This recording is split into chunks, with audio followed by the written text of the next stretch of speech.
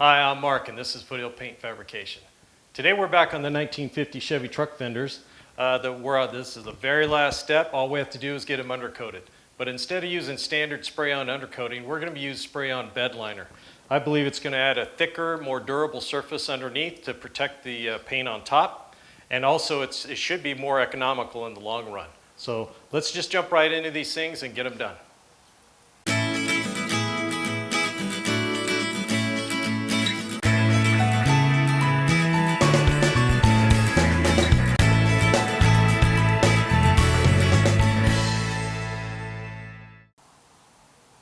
Okay, the material we're going to be using today is a spray-on Bedliner from Liner Extreeme. I highly recommend this company. I've used the materials before. They don't supply anything to me for free. I wish they did, but they don't. I've used it on multiple trucks, and my own personal new Chevy Truck I sprayed it on, so it comes out really well. This is the base. This is the activator, and then it comes with some solvent to reduce it, and then what they call Kevlar. I don't know if it's ground up Kevlar or ground up rubber, but this material adds a lot of body to your spray, so you get a much thicker application, a lot more durable, and you give some nice texture in there. So this material is mixed up, this kit is mixed up 3-1-1-1 to get it to set up correctly and do it right. Now, we won't be mixing all of this today. Just for these fenders, we're going to mix up enough to get it done, and we're going to have to save some for the underside of the cab. The cab will be coming at a later date, so we need to make sure we reserve enough for that as well. So we'll have to figure out some way of mixing this stuff. This activator, if I remember correctly, this stuff's thick. It's like wheel bearing grease thick. So you just don't pour it into a cup. We're going to have to scoop it. So we'll figure out some way of getting this measured out properly and mixed correctly. So let's move over to the fenders and take a look what I've done so far to get them prepped for spraying on this Bedliner.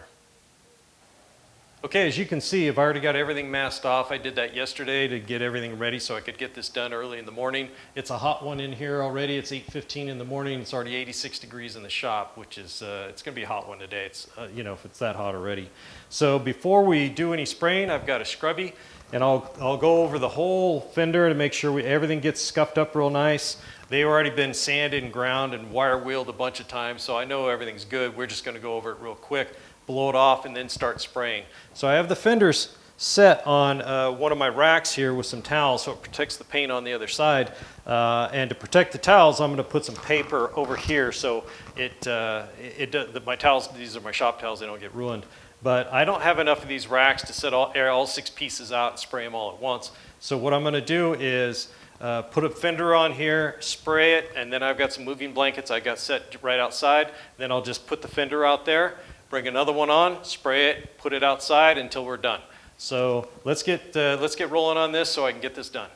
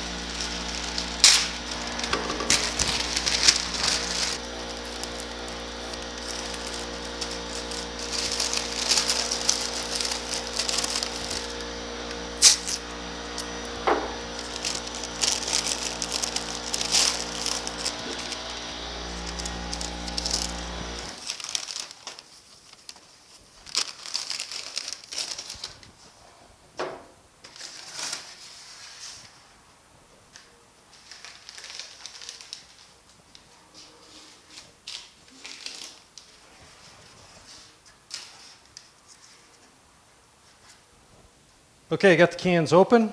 The base is kind of like warm honey consistency. The activator is like cold honey. It's pretty thick stuff. And then the reducer is just like lacquer thinner. And you can reduce this even more with more lacquer thinner if you feel the need to. So we have a little issue here. This is the applicator gun, and this was bought with a kit. But this is designed to go in to reuse this reducer can as your cup. So we're not going to be mixing up this whole kit, so we're going to have to pour off whatever we don't use for this first mix into another container and set that aside so we can actually use this can as our gun cup. So I'm going to go ahead and use one of the mixing cups. It's got 311 on here, so it's 3-1 and there's some percentages in the 1, so we'll pour the base in up to halfway to the number 5, then we'll pour or kind of scoop some of the activator into the next one, and then pour reducer in till we hit the other one and stir it up real well. And that'll give us about a quart to spray. I think this can is a quart here. Yep, it's a quart, so that should just about fit in there. And then we're going to mix in some of the rubber to give this a lot more body, so it's a lot more protection. Now, this is just undercoating, so it doesn't even have to be pretty. It just got to protect the underside of these fenders. So let's get to mixing and see what happens. I'm going to go ahead and give this a little mix just in case. It was separated a little bit, had a little bit of clear on top. As you can see, it's pretty much jet black here. This is their black kit. So that looks good. Set that over here. Find where we're going to pour to, so I'm going to pour about halfway up. Let's get a couple paper towels laying here, just in case. And we're going to pour right to there.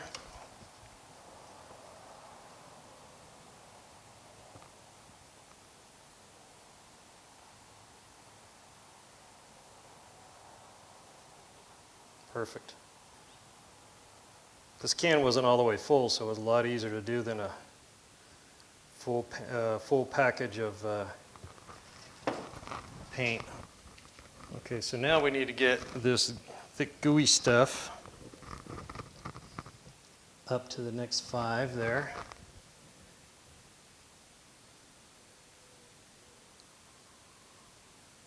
One advantage of being so warm in the shop today, this activator is pouring. I sprayed some of this in the wintertime, and I had to scoop this stuff out with a stir stick. And then we're going to add some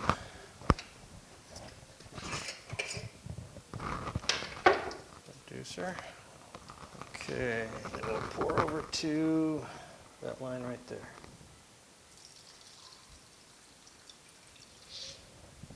Actually, I poured a little more. I like this stuff a little thinner. So I'm going to mix it up thoroughly before I put in the Kevlar, the ground up rubber or whatever it is. So, and you don't want to power mix this stuff. They say on the instructions what it'll do is it'll actually start to set it off faster because you'll be creating heat. So heat will set this stuff up fast. So if you're spraying this in the wintertime, it's really cold. I think it says it needs to be at least 45 degrees outside. So it'll take longer for it to set up in cold climates and faster and obviously warmer. But you got to make sure you scrape the sides because that activator needs to get thoroughly mixed inside of here. So I've still got some lumps in here that I need to get thoroughly mixed. All right, we're going to add some of the Kevlar. And I'm just going to guesstimate about what the amount I need.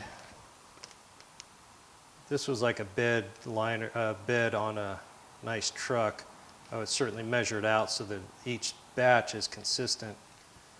But for what we're doing here, it's really not needed. So you want to add this, no matter how much you want to put in, you want to add it a little at a time.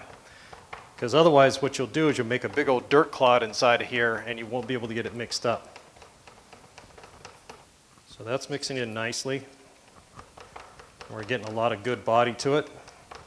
I'm going to add a little bit more. And scrape the sides. This stuff stuck to the sides a little bit. We make sure it didn't sink to the bottom. I can actually see it on the stir stick. We're going to add a little bit more. This is about protecting those fenders.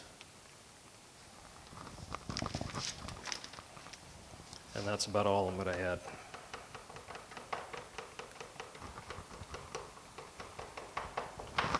And we're going to add a little bit of lacquer thinner. Thin this up a little bit more.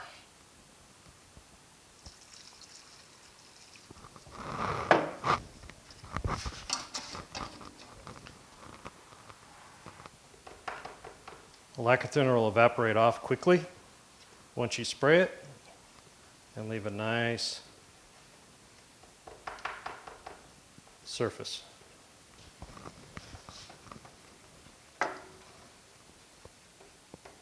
Okay, I've got it to the consistency I want. I added a little more of the Kevlar, and it's just right. Hard part is pouring it in this little mouth of this cup, so it's going to be interesting. We're going to. There we go.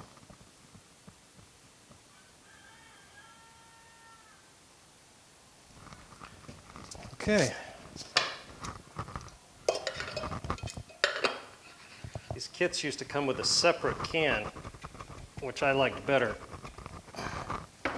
Then you didn't have to monkey around with this little one here. So let me move the camera around and we'll start spraying this stuff. Okay, you got to make sure you wear a respirator. This is activated material. You don't want to get it in your lungs, that's for sure. Get a little shield so I don't spray it all over the walls.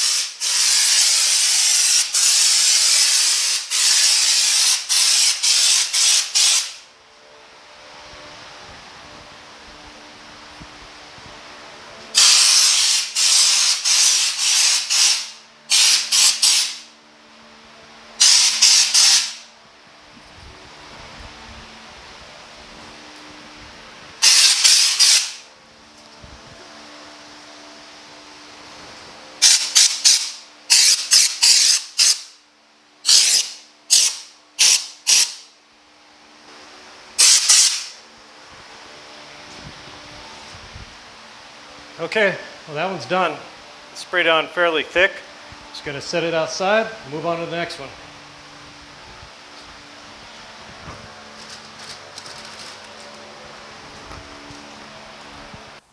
Okay, we got the last one done. That was the inner fender well. You can see it's on there pretty heavy. Protect that metal. Let's look at the other parts out here. They're drying out here. I got to unmask them here in a minute. And then make sure I don't get anything on the paint, so I'll have to wipe off really quick before it hardens all the way. But you can see we got really good coverage. It's nice and thick. And this will protect these from rust and grime. And most importantly, if you pick up a rock in your tread and throw it up on the fender and it flies straight up, it could put a dent in the metal and then put a star in the paint. So you don't want that. So these came out really good. I'm happy. So all I gotta do is do a little more cleanup and we are done. Okay, that's it for getting these fenders and inner fender wells undercoated with using Bedliner. Now, if you're going to do this, buy the cheap 6-pack or 8-pack of the cheapo drop cloths and drape them everywhere. This stuff will fling out everywhere and stick on. My glasses were over on the toolbox and there's a big old blob of black on them. So just try to protect everything around you because it does kind of fly everywhere. But it looks like it's going to work out fantastic. I'm really happy the way it came out. And these fenders are done. As soon as I get them unmasked, I'll set them aside and then we'll get them off back to the owner. Thanks for joining me here at Foothill Paint Fabrication. Don't forget to hit the like and subscribe button and hit that bell icon so you get notification every time I release a new video.